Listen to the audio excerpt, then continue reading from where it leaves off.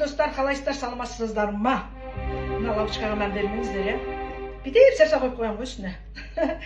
Ал кеттік, өз көңіл күйлеріңізді, өз настроенияларыңызды өздеріңіз көтеріңіздерші. Әдемі көңіл күйде отырыңыздар. Ал кеттік.